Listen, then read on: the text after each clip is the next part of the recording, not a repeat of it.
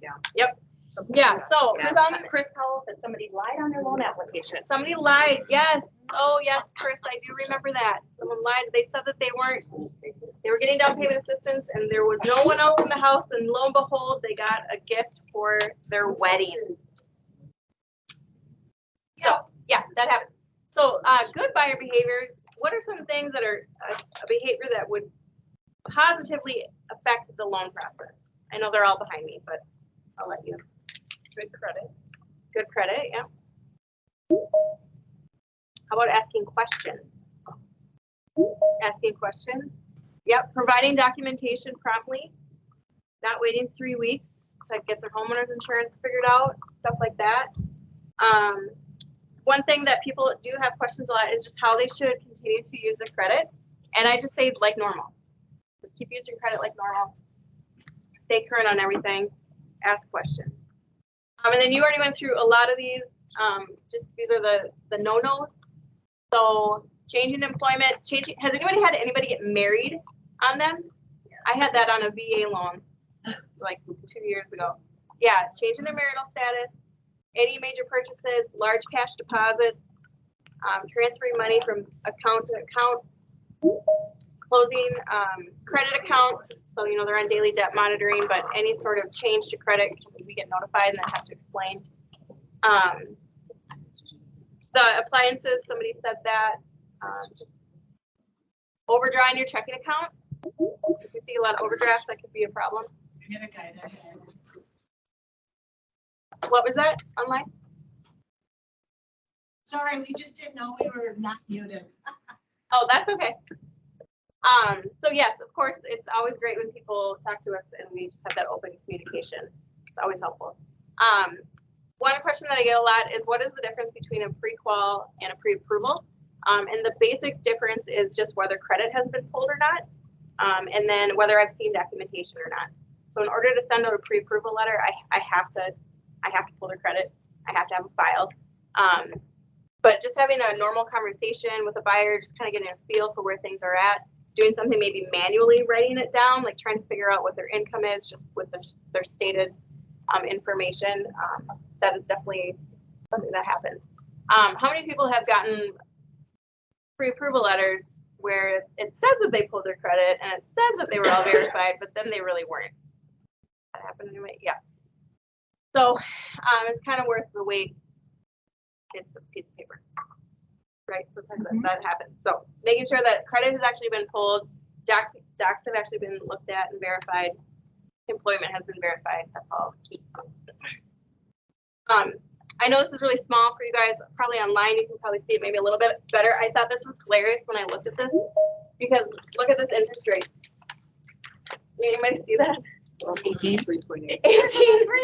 Thank you, Kim. No, it's 3.875.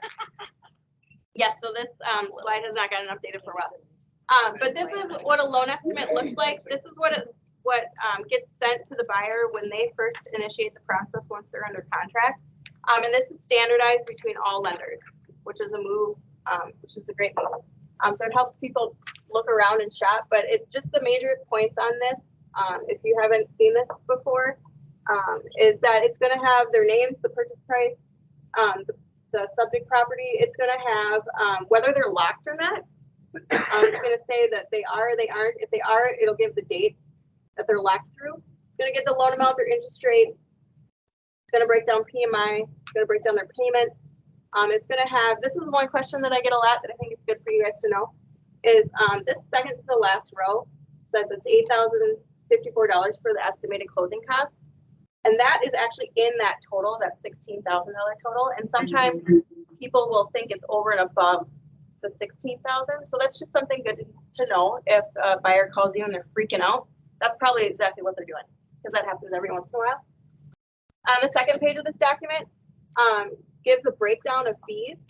And so you can see on the top left are the first two are all lender fees. And then it's usually title is in part C, and then E, F, and G are typically escrows. And then it kind of does a total at the bottom right. Okay, so when people are shopping and they're saying, well, XYZ lender can do it for 3.5, what you would notice if you actually break it down and look at it is that there's probably points being charged in this top row. Okay. The closing disclosure comes, you know, as a lot of you know, that needs to come 3 days before closing. It looks similar to the loan estimate, but it's a little different. It's going to go through all the same normal stuff on the first page, the second page, and beyond. It's going to kind of break it down a little bit more with who's paying. Is the seller paying it? Is the buyer paying it? Has something been paid outside of closing? Like when we ask for the appraisals to be paid outside of closing, it's going to show that. And then eventually it'll balance the title so that these numbers match the Alta. Okay. And again, same thing here. The top row, second to the bottom, is going to give the closing cost, and then the total cash to close is on the bottom. Buyers get confused and they think they need to add it again, which is great to have. So, moving on. So, do you guys do anything when you know an appraiser is going to come out? Do you prepare any comps for them? Do you kind of write a little story on? Yeah. Do you do that for all of your listings? Yeah. Katie, this is Lisa. Can you hear me? Yes, ma'am. Yep. I am wondering now on that, when you give the buyer that estimated closing cost statement, Yeah. what is the percentage that it can be off by without having to redo it? Or is there a certain number? Yep. If APR worsens by an 1/8, then it has to start a new 3-day not right of rescission, but a new 3-day wait period. If it gets if it's for the better, like let's say they decide to buy down their interest rate because they have some seller paid left over or something like that, that's not going to start a new 3-day.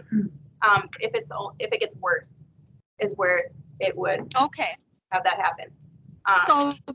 So you do this at the beginning of the loan and just before closing, or how does that work? Yeah, it's 2 different forms. So as soon as you send me a contract, I legally have to send out loan disclosures within 3 days. And one of those documents in those loan disclosures is that loan estimate, this one. Okay. But then 3 days before closing, it turns to this. Okay. And really really what we do is we have our closing department set up where we send these out a week before closing so that it's not even considered, it's considered received in the mail is how compliance looks at that. So we don't even need a signature on it. Then we're good. We're not chasing down signatures 3 days before closing, which is awesome. So we never really run into an issue with that 3-day thing. Good question. Okay, so back to collateral stuff. For some of the newer agents that are online, I know everybody here is pretty much seasoned. So some things that are really good for you guys to do when you're talking about a listing is really writing that story for the appraiser. If you have your comps on how you came up with that price, it's great to leave those on the kitchen table and say, hey, I just put this together for you, no pressure, because we don't want to ever pressure an appraiser. But this is how we came up to the price. I know Deb Larson, I don't know if you're on. Deb Larson actually goes to all of her listings when the appraiser is going to be there. Bold move. But she does it, and she's never had an issue. You do that too? Okay, cool. If I can't meet them, I'll call them first and then ask if I can send via email with a list of all the improvements and a price next to it. Yeah, cool. Has anybody ever been mad that you're at the house? Yes. Really? Okay. So Deb, There was one when I walked in, he said, if you're the real estate agent, I went, wait, I also use this as a teaching or a learning opportunity. Oh, okay. And I had a question about a lot that I was going to be putting on the market. So I started talking to him about that, and then he was like, what? Cool. And then he said, if you ever have any questions, give me a call. Oh, nice. Okay, but right away. Yeah. Yeah. probably pressured a lot. They probably feel it. I think they probably feel it the most. Yeah. Yeah. One of the, this isn't really on this slide, but one of the cool things about Edina Realty Mortgage, if you don't know, is that we work off of an appraisal panel. So that's a little bit unique to us. Most lenders will use a third party called an AMC, stands for Appraisal Management Company. And so they'll kind of just throw the order out into a really large pool and it'll kind of just get picked up by anybody. But the panel, you guys have direct input to that. So you guys can tell us if there's someone that's just not working out great, had multiple issues with, that you see their name come through and you're like, nope, no way. We put them on a naughty list so that our orders don't even go out to those people. And then that's the other really cool thing about that is then we have a lot more direct communication with that appraiser. I don't specifically because I can't, but the appraisal team has a lot more communication with that rather than playing telephone between the lender, the rep at the AMC, the appraiser, and going that way. So it's pretty neat. The next thing that we're going to talk about is a consumer's credit. And so we're not going to spend a lot of time on this. I know Todd Overstreet was just talking with us about credit. I know I just did a mortgage minute on credit. But just again, people ask about credit all the time. You know, they think that they can't qualify because of their credit or whatnot. So again, just this is kind of the breakdown of how credit is made up. And I think the biggest thing for you guys to know just with credit is that if somebody is trying to improve their score and they just have been really struggling, to just know that 30% rule.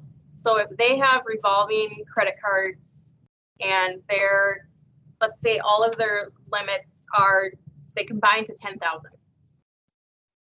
That 30% rule means that they don't want to have balances that combine over $3,000. If they're at a 30% usage, they'll start to see their credit improve over a short amount of time pretty significantly. But the trouble is when they have that $10,000 limit between all their cards and they're at $9,999 and they're wondering why their credit's not improving, it's because of that. That's the major thing. Other than like collections or late payments, that's the big one. So that's just something for you guys to know. Not that you have to say, well, what are your credit limits? But just to know, like, hey, if you're trying to improve your credit, here's a little tip. Where you guys will typically run into it is where they want to see all the houses in the entire world. That's the fun part, right? But then they're a little apprehensive when you say, oh, have you been pre-approved yet? And they're like, well, not quite yet. You know, they do a little tire chicken. Most of you in this room have been in the business for a while. So you probably can identify those situations, but that's when you should just say, hey, call Katie, call Lori, because they can help go through all of that stuff. And sometimes the consumer thinks that because we're all Edina, that you guys have direct access to their credit score, their credit report. It's a good idea just to maybe just make here separate silos. They keep that completely separate, but if there's something that they're apprehensive about, we have tools to help them get that up. We have tools to help them get their score up, and sometimes it doesn't even cost them anything to do it. Mm-hmm. Yeah.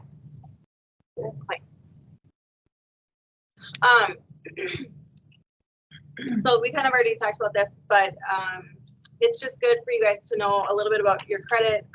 Credit scores are changing constantly. 3 credit bureaus are Equifax, Experian, TransUnion, and they don't necessarily need to have like excellent credit. Oh, I'm looking back here. I got the slides right. Again, not that you guys need to have this chart memorized. But just to have it in your back pocket, if you have, you know, every year Edina kind of updates Realtor Reference Guide. So Lori would have sent that out last year. We'll have a new one. It's usually out in January, February. But this chart is on that.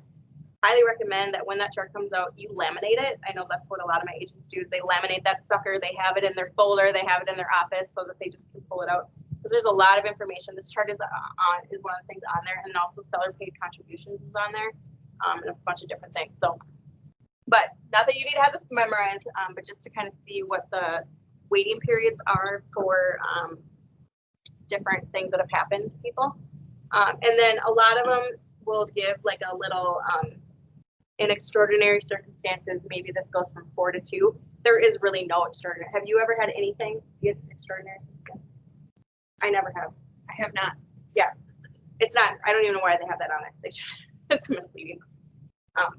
That's what the waiting periods Okay, so now we're gonna go into different programs and products just as an overview. And so for the newer agents in the room, this will be really key for you guys. A lot of you in this room probably already know this, but it does get confusing. How many people, without looking, don't cheat, what's the minimum down on a conventional loan? 3. Okay, what about FHA? 3.5. Okay, what about if you're not a first-time home buyer for a conventional loan? 5. So yeah, it gets confusing. It's a lot to kind of all keep together. So again, you do not have to be the expert on this. That's why I'm here. But we'll just kind of hit the highlights. So on a conventional loan for a first-time home buyer, and that's somebody that hasn't owned a home in 3 years. Okay, that's what the definition of a first-time home buyer is. Their minimum down is 3%. If they're not a first-time home buyer, if they have owned a home in the last 3 years, it is 5% down. So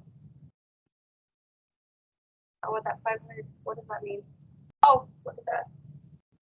Use that little air there. There are max loan amounts every year for conventional loans. So this year it's 726,200. Next year it's going to be 750.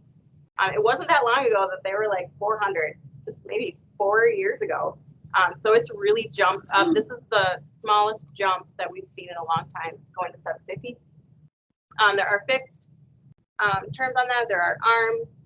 The minimum down or the minimum credit score is 620.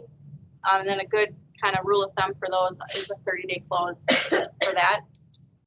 FHA is, like we just said, is 3.5% down. I'm just gonna go right here, so I'm just going back. FHA is 3.5% down. The minimum score for that is a 580. There are some lenders out there that will go to 500. I don't know of any. They kind of really dried up during COVID, but there are still a few out there that will do it. For those, if you are between a 500 and a 580, you have to have 10% down. And then there are other overlays over that. There are loan limits that vary by county, but most of them are 472. Again, there's ARMs, there's fixed. There is mortgage insurance on that every month, and it never goes away unless you put 10% down. And then there is an upfront fee too that gets rolled into the loan amount. So if you've ever noticed on a pre-approval where it says it's at 96.5, but the CLTV, the combined loan to value, is a little bit higher, and that loan amount is a little bit higher, it's because that guaranteed fee is rolled in. For the VA is a zero down program, but one thing for newer agents, like that's great to advertise that it's a zero down program, but don't let buyers think that there's no closing costs. That can kind of get a little tricky when buyers think, oh, it's totally free, I'm gonna walk in the door. They still have to have their closing costs unless the seller is gonna cover them. So just to keep that in mind. The VA actually does not have a minimum credit score at all. They also don't have any limits on debt to income at all, but investors do. So we require a 580, and then our max debt to income on a VA loan is 57% debt to income. Any questions on that? I just fire hose you. Yeah. Katie, I don't see anything on here that talks about maximum contribution. Yeah, it's on a different spot. Yeah, we'll get to that. The question online was about seller contribution, so we'll get to that. Which maybe isn't applicable, but how many people are really low? Like, is it? Oh, joy. Oh, joy. More than we think?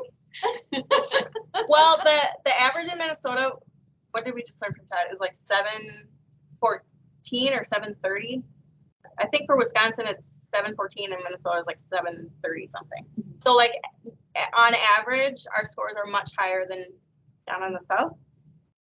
Lord bless their soul. But that's just what the averages are. We do pull people's credit and it is below 580. What's the maximum you can get? 650. No, max. Oh, I'm sorry, 850. Yeah.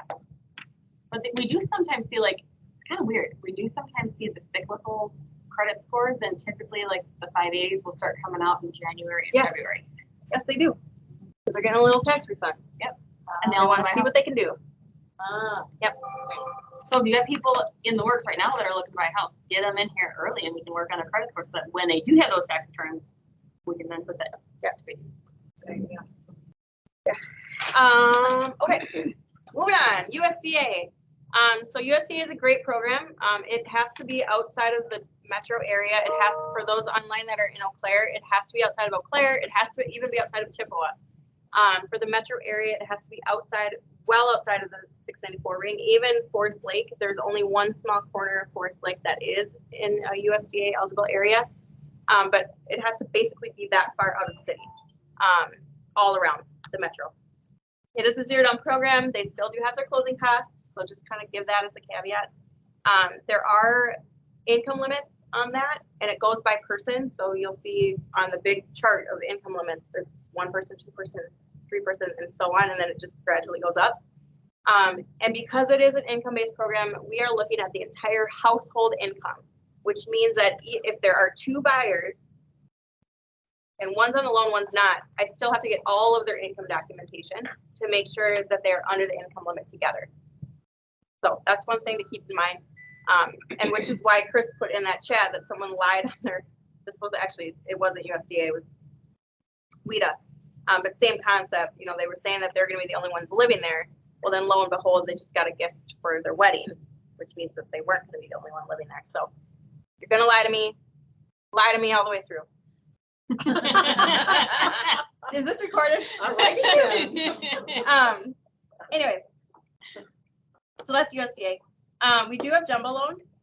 So a jumbo loan is gonna be anything that's over that conventional limit that we have right now, which is at 726,200. So if it's 726,201, it now falls into a jumbo category. We have multiple different investors for those. Every investor has different guidelines and overlays. They'll require maybe that they have 2 appraisals. They'll maybe require that they have extra assets, you know, 6 months of extra assets, 12 months of extra assets. And what that means is, for those of you who might not know, is let's say their payment comes to $5,000. I'm gonna do some quick math. And they require 6 months of reserves. That would be $30,000 that's not being touched, that's not being used for the loan at all. So that's what reserves means. And those jumbo programs will have that. Even sometimes conventional loans will require that if it's like an investment property or a second home or something like that. So those are jumbo. Down payment assistance. We're going to talk about both Minnesota and Wisconsin down payment assistance. In Minnesota, it's a flat. They will give up to $18,000 for their down payment assistance.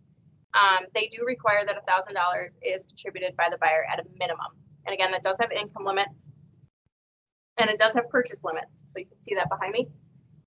WIDA is the Wisconsin Down Payment Assistance Program. They don't have like a flat amount that they'll lend out. They do a percentage. So they'll give up to 6% in down payment assistance. But the two programs work really similarly. There are income limits, there are purchase limits. It's a household income thing, so we're tracking all that income. Any questions on that? We use these programs a lot, both of them. Cool. Okay, another thing that I just wanted to highlight, we won't go too far into the weeds on these, but I just want to let you guys know, if you weren't already aware, that we rolled out a few different loan programs. I actually do not originate them. I start the loan and then it goes to 2 other loan officers that are kind of piloting this. But we have bank statement loans. We're doing debt service coverage ratio loans. So if you don't know what that is, that's basically making sure that the rent is going to cover a payment and making sure that that works out, and then we can lend on that. Cross collateralization means that, like, if somebody owns 4 investment properties, they want to buy this 4th one. Cross collateralization means that they're going to take a mortgage on everything and use that as extra collateral to secure that loan. So that's kind of fun. Asset depletion, that just means that if somebody has $30 million in the bank, we can figure out what the conservative value is on that, divided by 360 or 180 or whatever the term is, and that's what we can use for income. So that's pretty cool. And then we also can lend to LLCs now. How do you? Yeah. Any questions on that? Any questions on that? Well, next we're just going to talk about the general mortgage process. So again, a lot of you in the room know how this all works, but for those of you online that are newer to how everything just kind of flows, the first thing, in a best case scenario, the first thing happens and somebody has an application and they get under contract right away, right? Best case scenario. You're not showing 15 homes, 20 homes, you're not writing 8 offers that get rejected. They have an application, they get under contract. And then what we do is we lock their interest rate typically right away, have that conversation with the buyer. And then after that, like I just talked to Lisa online, within 3 days, we're sending out those loan disclosures and we're getting those signed back. I'm sending a list of documents that need to get updated for their file. So let's say their pay stubs have expired or their bank statements have expired, getting those updated. You get all that ready, and I send it all into underwriting, okay? At the same time, we're ordering title, okay? So you guys order your title, you start the order, we put in our lender's order to match all that. So we're ordering title, we're ordering the appraisal, and we're getting all that going. So now all this like behind the scenes stuff is happening, right? And while I'm doing this, you guys are doing the inspection, all that kind of stuff, figuring all that out, negotiating on that. One of the things that's behind the scenes, like I said, we send it all into underwriting. And what underwriting is going to do is they are going to do what is called a conditional approval. And what that means is that they are going to approve the loan subject to XYZ conditions. And a lot of those conditions are behind the scenes stuff that the client is never going to know about. It's going to be clear title work. It's going to be an appraisal. It's going to be the homeowner's insurance. And then whatever else the underwriter might have questions on. Maybe their pay stub's going to expire. Maybe there's a question on occupancy. That's been a bigger deal since they've the rates are so different on first homes versus second homes. So maybe there's a question that the underwriter has. And then what we do is we just ping pong the file back and forth with underwriting to get all those things cleared up. We get that appraisal back. We get the title work in. We're all ready to go. The insurance looks great. Then we send it in for final approval to get that magical 3 words clear to close. While that's all going on, closing is starting to get involved. They're the ones that send out that initial CD, ideally 7 days before closing, so that we don't have to resend it or track down the signature. And then they're balancing with title so that we can let them know what the final dollar amount is. So that's kind of a broad what happens. And then they go to closing. So you guys show up. Well, first you do your final walkthrough, right? Hopefully that all looks good. And then you show up to closing, sign all the documents, and they get the keys.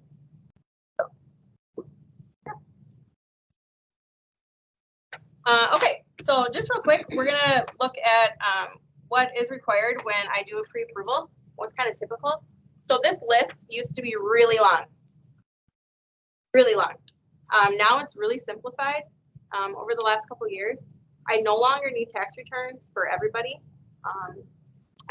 If they're W-2 employed, I really just need the last 2 years of W-2s, the last 2 pay stubs, their ID, and then their last 2 months of bank statements. If they are self-employed, that's where we're getting the last 2 years of tax returns. And then also a really key thing is to make sure that they've actually paid their taxes. Because that's a bummer surprise to find out later. Because then they have to get set up on a payment plan, and that can screw up their debt to income and all that kind of stuff. Any questions on that? From these things, when an underwriter looks through, like I just mentioned, there might be questions that they have or things that, there might be letters of explanation on why. So that stuff does get added to the file as conditions that need to get cleared. But typically, this is like all we're gathering. As far as assets go, people can get gifts. There's a list for Fannie, Freddie, VA, FHA on who is like an acceptable donor. For some reason, on a conventional loan, you cannot have your fiance give you a gift, but you can have a domestic partner give you a gift. But on an FHA loan, you can't. So like, you just kind of have to be careful how you submit those gift letters, making sure you're calling people the right things. If there are any large deposits, we do have to track those down to see what they're from, make sure nobody's selling kidneys on the black market. We don't want that. If there are large deposits and it has been a kidney, we just need to make sure that we're 2 months, we're 2 months removed, that I don't see that on a bank statement because it's too, it's too far back in history. We only get the last 2 months of bank statement, so. That's a great question. So on an FHA loan, VA and USDA, I all believe they have the same rule where it's a 1% of the purchase price. So if your purchase price is $4,000, if it's anything over $4,000, that's going to be considered a large deposit. On a conventional loan, it's half of their income. So if their income is $12,000 and they have a $6,500 large deposit, we would have to track that down. The cool thing that just changed not too long ago is that we're able to back out large deposits. So let's say they have $100,000 in their bank account, they only need $50 for their cash to close, and they have a $10,000 large deposit. In the past, we would have to like get copies of the checks and do the whole thing, right? Now all we do is we get a letter of explanation, say, hey, what's this? Oh, my dad was super generous this Christmas. Awesome, sounds great. We back it out. Now they don't have $50,000 left over. We consider it $40,000 left over. Does that make sense? Okay. What Yes. if, there's a question, what if mom and dad decide to write the earnest money? Yep. So that is typically going to be considered a gift. Even if it's below that 1%, we're going to see that got deposited and then the check went out. So an underwriter is going to call that. It's up to their discretion, but more than likely they're going to call it. Or if we just flat out see the earnest money come from title and it's not the right name, we're going to have to get a gift letter and everything. That's totally fine. Parents can do that all day long, but we just have to document it. Any other questions online? Nope. Okay. The only other thing that I was going to just point out is the cash on hand. This is a really key question when people say, and it is confusing because we say, well, you need cash to close, but you can't have real cash. Can't be on your mattress, can't be in a safe. So just really asking people, because sometimes buyers are really funny. They'll send us like screenshots of their balances, like as if that's good enough for the pre-approval. And then, okay, that's great. You have $15,000. Has there been any large deposits where it was cash that I need to know about? Because then we can't use it. We actually literally had somebody send us a photo of cash on the table, and they thought that was good to go. Yeah. So that's it. We should have. So that's a whole thing where we get like a, then it's like, okay, now you gotta wait. You gotta wait the 2 months so that I don't see that large deposit. Or the workaround is that you get it to a family member who then can give you a gift. So there's always workarounds, typically. Okay. So who was that? We'll just go ahead and mute everybody in the chat. That's fine. Okay, writing the contract. So just a couple things to keep in mind. This is some things to be asking lenders if you're not already. Just asking any questions on financing addendums. I know in the Wisconsin offer to purchase, it's a lot more specific about what even the principal and interest portion is. On theirs, Minnesota doesn't do that. Any party contributions, I can't tell you how many times I get calls from agents that they said, well, their lender never told me they needed seller contributions. And I'm like, I'd like to be the all.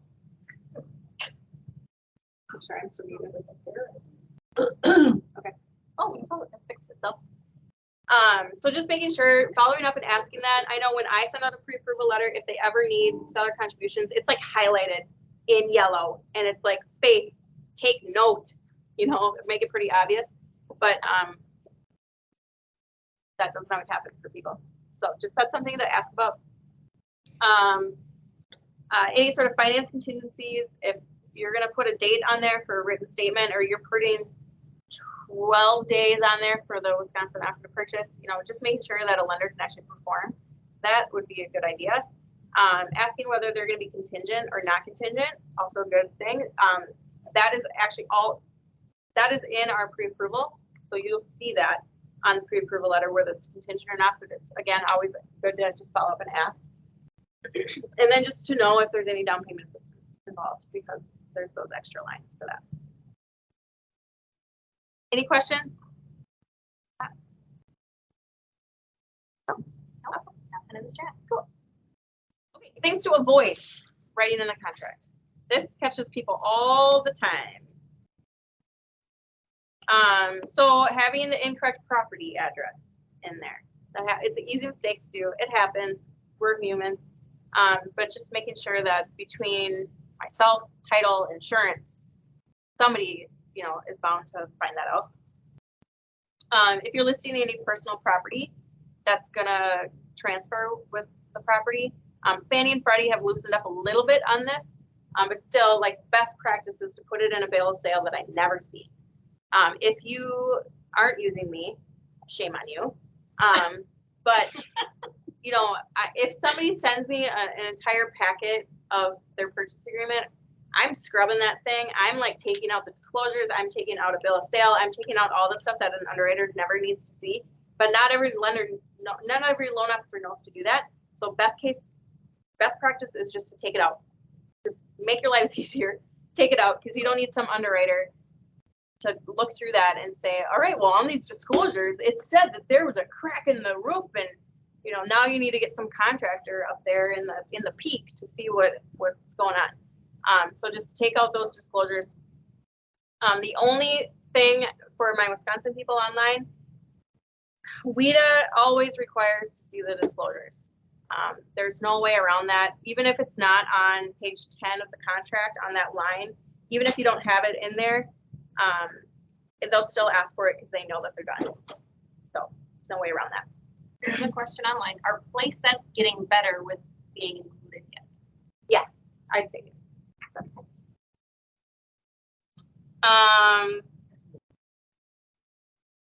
Because it's like considered. Play sets on the first page of the items that are. Oh, maybe that's a Wisconsin. Is that a Wisconsin? Clean digging. Yeah, I'd say so, clean. Other things that are kind of no-nos are cash being given. Unless it's like a seller actual contribution, you can't write in there that they're gonna give a $3,000 allowance for carpet and we'll write you out a check. Like, you can't do that. Can't do that. But you could have a seller pay closing cost contribution. That'd be fine. Or you could put in there $3,000 to replace, the word replace, I learned this a long time ago, replace carpet or whatever, but then you have to come to closing with the invoice and they have to pay it at closing. Other big ones on there is, there's nothing huge. Just making sure buyers and sellers' names are right, making sure the right amount of sellers are, like if you're dealing with, you know, the messy things like the trust, you know, where you have 8 people that need to sign, just making sure that all the signatures are on there and they're all clear. I know I've had to track down a couple of things where like their names are on like the fine print type of a thing. And so of course there's ways around that. You can either have them resign where you like move it, or we just get the copy of the DocuSign, you know, see everybody's names and email addresses listed out that way. And then this is where, Kevin, you had talked about the seller contributions. So this is that chart for that. And again, like on those realtor reference guides, maybe I'll send one of those out after, because those are so handy. They have all, like a lot of this stuff is like jam packed on a two-sided thing. But for a conventional loan, it does change with your down payment. So it'll go up in what you can ask for. But I mean, typically it's not common to see more than 3%, right? Anybody disagree with that? 3% is kind of the norm. So FHA and USDA, you can ask for 6, and VA, you can ask for 4. And again, something really, I think, good for you guys to know is that if somebody's given seller contributions, that cannot go towards their down payment. So if they're giving $9,000 for seller contributions, but the closing costs only come to 8, that $1,000 is going to go back. That's not going to go towards their down payment. So at that point, we're looking at like adding on a warranty or buying down their interest rate, something like that, to use up those funds, or otherwise we're just giving it back to the seller. But I've had that phone call too, where an agent said, well, they said they needed so much for, you know, closing costs, and my client thought that was going to go towards their down payment, and now it's not, and they're all upset. So it's just really good for you guys to know that that cannot go towards their minimum contribution. So. Last slide. Look at that. We like did it. Just how to set your buyers up for success. First thing is to ask questions. You know, if you're talking with a client and they say, well, I just started this construction business, like your next question should be, oh, that's awesome. Good for you. How long have you been doing that? You know, just because you're going to kind of vet it out. Like, have they been doing this for 2 years? Have they been doing it for 10 years? Did they just start it 3 months ago? To know if like we're going to be able to get them qualified or not.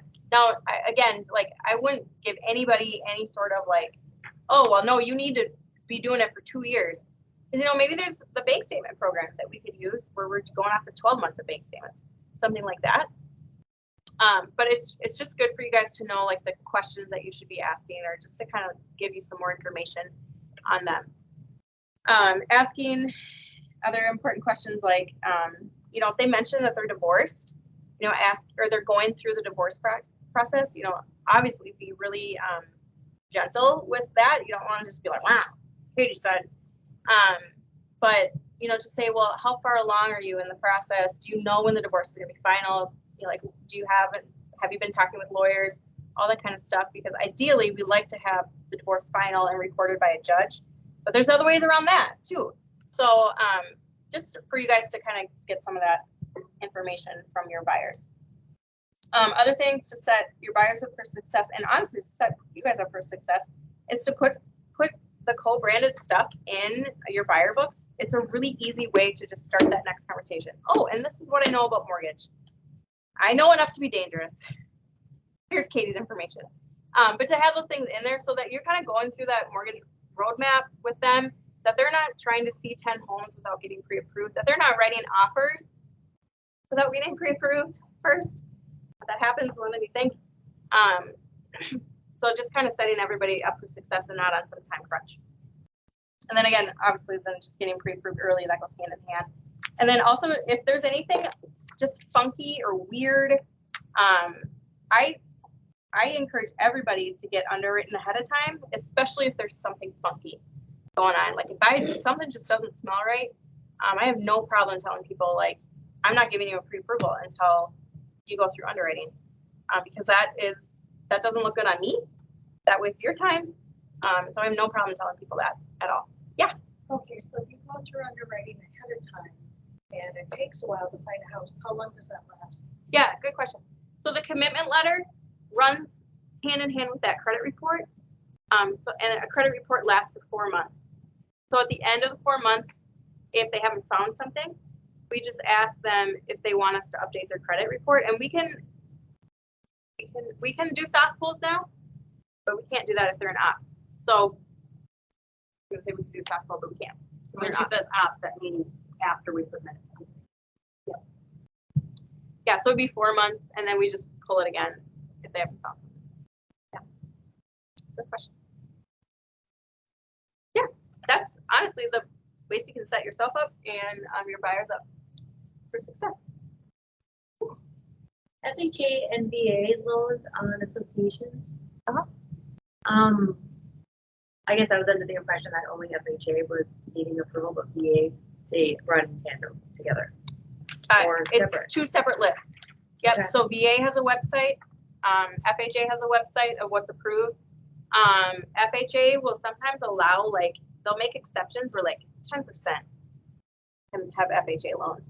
And as soon as something sells, that'll get updated. It's updated immediately. So you don't have to wonder, like, I wonder if this is old data. It's not, it's current. But yeah, FHA and VA do have separate total things for that. So if you guys are on the listing side, Katie can send out the links, but make sure you check both links, or just send the address to Katie and we can check them for you, but it's, yeah. Yep. I would have one. Not a month. That's a great question. And that because can that's take- a big misconception Yeah, that just because they're both government loans, that they run tandem together and they're two completely separate entities. And it can take a bit for those to get approved. And sometimes the associations are like, nah.